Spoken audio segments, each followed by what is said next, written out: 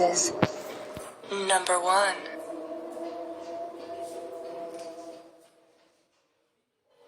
I live on the Flathead Reservation, so sometimes it can feel like I'm isolated from the outside world. And to make matters worse, I live up in the mountains deep away from town.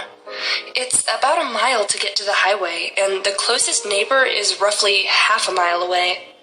It was a dark night, as all scary stories start out. The night was cloudy and had little moonlight to barely see where you were. I was visiting my aunt before leaving to go home. Since I've walked home many times before, my auntie said I could go ahead home early since she'd been drinking and probably wasn't coming home that night. Since we live so deep in the mountains, it's only natural to hear animals around you. I was only so far before I heard footsteps. I thought it was my aunt, so I stopped and waited for her. I called my aunt's name, and the footsteps stopped. My auntie always had trouble with her legs, so I thought it was strange that she'd try to walk home. I knew she would need help, so I walked over to where the sounds were. I saw a figure which was too big to be my aunt, who was only 5'3", and this figure was about 5'9". Don't misunderstand. It's always unnerving, and walking this time was no different. I didn't know what to do, so I turned around and ran. It was stupid, but I was scared at the moment. I only realized that he was following me as there were loud crunches of footsteps behind me. I saw my house come into the distance and ran to unlock the door. I was scared, and I slammed the door and locked it. As I settled down, I remembered that no one was coming home. I live with my auntie and uncle, and neither was coming home that night. I scrambled to check the house because after running, I was paranoid. I checked around and locked the doors and such. It was a little after midnight when I heard something in the back of my house.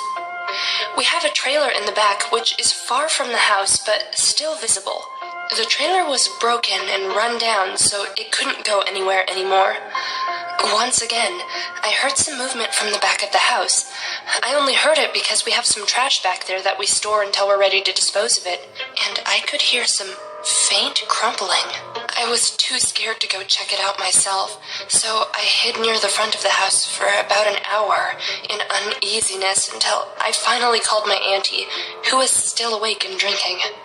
Despite being pretty drunk and the friend she was staying with being asleep, my aunt woke her friend up and told her to call the police after I told her what was going on at the house. Being on the reservation and in such an isolated location, the cops took about an hour to show up.